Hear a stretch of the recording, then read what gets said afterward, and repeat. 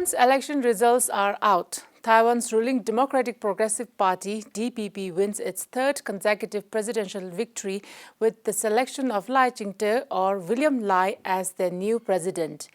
This election was considered one of the most important elections of the year, and they are reason why a lot of people watched Taiwanese election of 2024.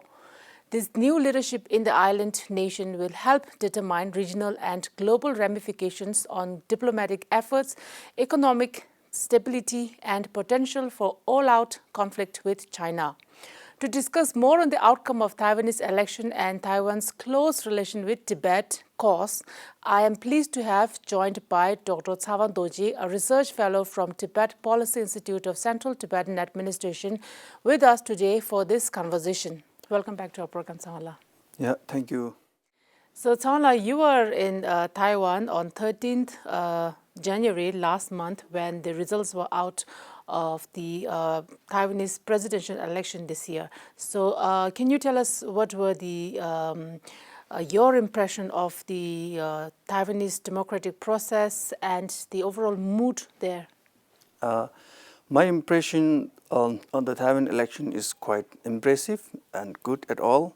I think there are few factors that determine the process of the Taiwanese democratic transition. Is that first thing is that the rule of law. The rule of law is very important, and it is very important in the democracy at all.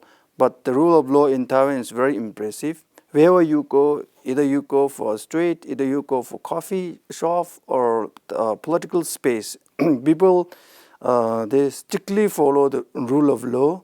So that is very important. And second thing is that is education. So the education, the standard in Taipei city is very high, and also the education access to the public space is very impressive and very good at all. Even you have to go for the coffee shop, they will access you to do the education discussion in the coffee shop. You can study in the coffee shop. Nobody denying. If you in India or other places, if you do such a things, I think the coffee owner they deny or they show unwilling to do these things. But that case is not in the Taiwan, and so in that things like rule of law and education is highly developed in Taiwan. For that might be contribute the success of the democratic transition in Taiwan. So that is one thing. And second thing is that when I was in Taiwan at that time, the presidential election has declared, and also I went for the booth. That the way the people the casting the vote, and everything go very smooth way. I just stand the election the booth just a couple of meters away, and I found that the people are very smooth. There's no more rush, and and there's very good space, and so everything is very the good and went well.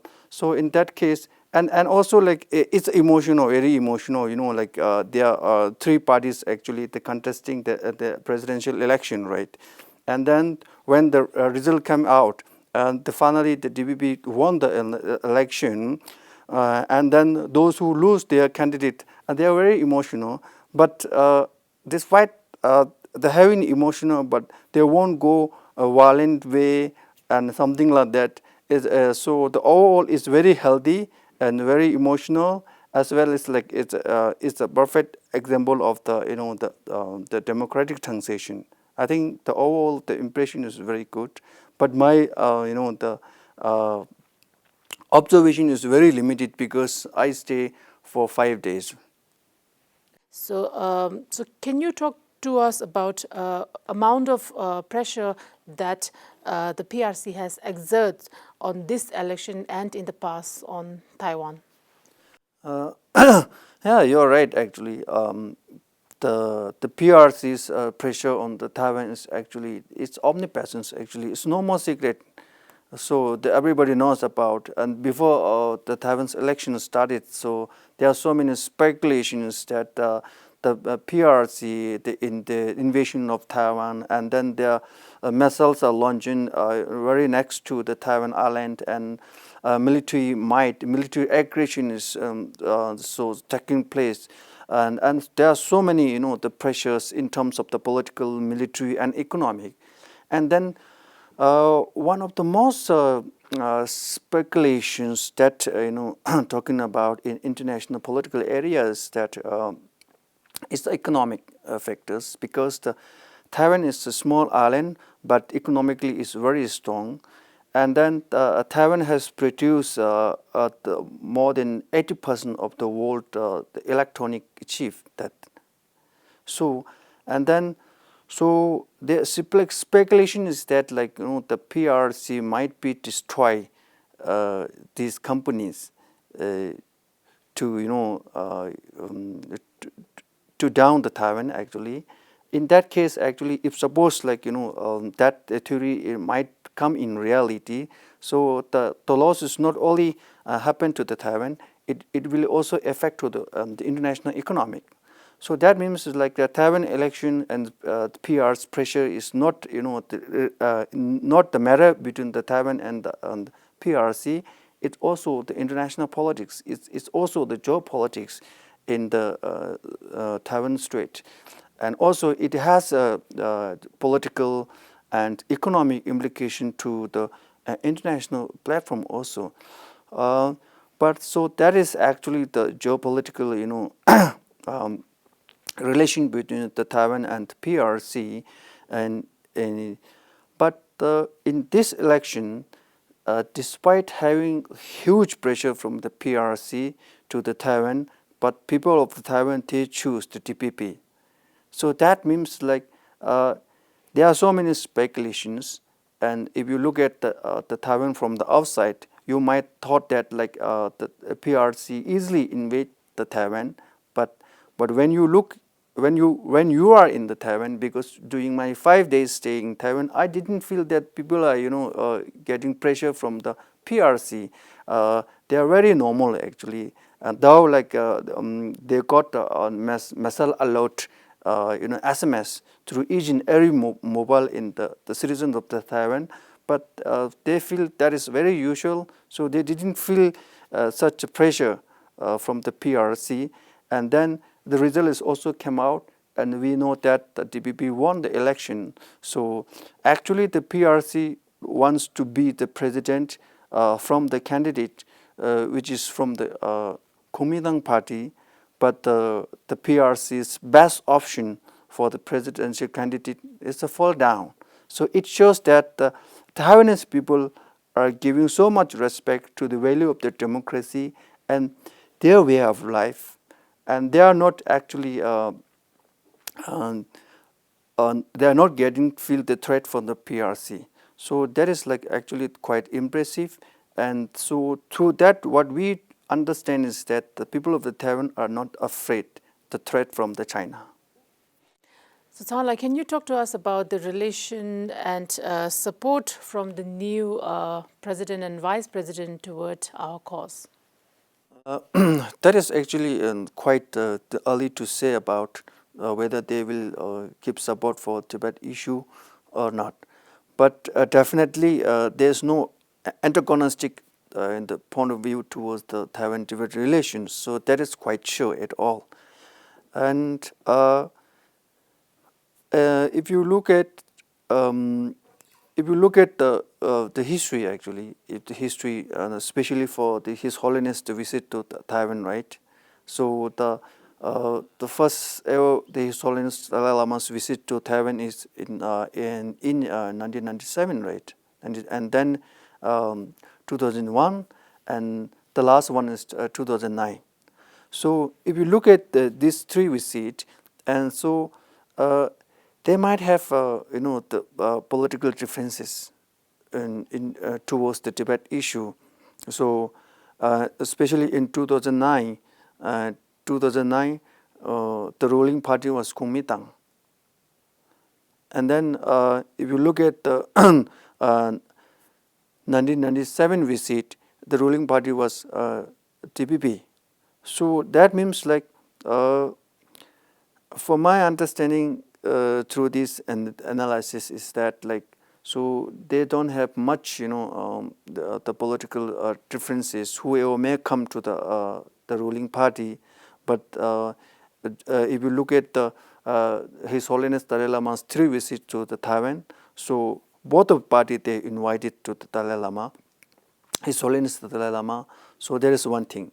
The another thing is that the Tibet-Taiwan relation is not only determined by the Taiwan and Tibet, but it involves the international pressure also. And one thing, and third one is that either Tibet or Taiwan, so they are getting pressure from the PRC. So our challenge is the same. So they may have the common ground to work together, Taiwan and Tibet, to fight against the PRC's pressure and threat. So the fourth one is that it's very important for my understanding is that it's the strategic significance. Despite having so many political differences among the Taiwan as well as its relation to the Tibet, but the strategic significance is very important to fight against the common threat. So the common threat is PRC, and Taiwan also getting pressure from PRC, and Tibet is already occupied by the PRC. Therefore, there is a strategic common ground. For that, the Taiwan and Tibet work together. So I think this is very important. So for this point of view, either Kuomintang party come in power or DPP come in power, or the third party, that is the Taiwan's People Party, come in power. So they might have to think about that particular aspect to challenge against the common enemy. So I think so overall that the Taiwan-Tibet relation has determined is the religion, that is Buddhism, and political as well as the human right, as well as, and also is the people-to-people relation is very important. So the Tech 2 diplomacy is the only way to understand or improve the relation between Taiwan and Tibet. I think that is very important, Tech 2 diplomacy, rather than to focus on the Tech 1 diplomacy. So with a different political party that is in power in Taiwan right now, in parliament seat, Kuomintang is in majority, and in presidential it's DPP right now. So do you see any divided support for Tibet in the future in terms of or in connection with China? So in that case, I don't think that there's a different approach when it comes to the Tibet issue, because whoever may come in the power, so they will work for the interests of the Taiwan. So the Taiwan-Tibet relation is interest of the people of the Taiwan and people of the Tibet. So and then our interest is that we have to fight against the common threat. So that is CCP. So Taiwan, they are getting so much pressure from the CCP in terms of economic and military and so and so. And also the Tibet is presently occupied by the PRC. So we have the common ground, and so that is fight against the common threat. So when it comes to that ground, common ground, so I don't see any differences from either it's Kuomintang or DPP. So I think because the best example is that when His Holiness first visit to Taiwan is 1997, that time the ruling party was DPP. His Holiness Dalai Lama's last visit in Taiwan is 2009. That time the ruling party was Kuomintang. So they might have different political philosophy, political stand, but overall there are so many factors to determine the Taiwan-Tibet relation. The one is the Buddhism, and second is political. When it comes to the Buddhism, the Kuomintang is more closer to the Tibet and Tibet issue because of religious factor. When it comes to the political, so the DPP is more closer to the Tibet issue because the DPP, they advocate for the independence of the Taiwan. So this is the but despite having all these things, For me, the most important thing to have the healthy Taiwan-Tibet relation is a strategic alliances in between Tibet and Taiwan. So, because through that strategic alliance, we have to come down in the common ground. So that common ground, if we walk in that common ground, and then we can fight against the common threat. So this is very important. And then second thing is that Tag 1 diplomacy in between Taiwan and Tibet is impossible so far because of so many political circumstances there. But obviously, the best option to have the healthy and rapport relation between Tibet and Taiwan is Tag 2 diplomacy, is the people-to-people's diplomacy. So therefore, we could go more the Tibetan students to study in Taiwan, and through that we get the good relations also. And then the parliamentary visit is another important. And so the Tag 2 diplomacy is the only option and the best solution to bring the interests of the people of the Taiwan and the people of Tibet. I think that would be good. So in that ground, whoever may come for the power, I think they follow for that things. So so far they may have the political differences toward the Tibet issue, but overall there is no antagonistic, towards the Tibet issue, both from both party. So I think that is all. Tsewang, so these are my questions, and thank you so much for talking to us about the Taiwan presidential election 2024 and Taiwan's relation with Tibet. Thank you so much. Thank you.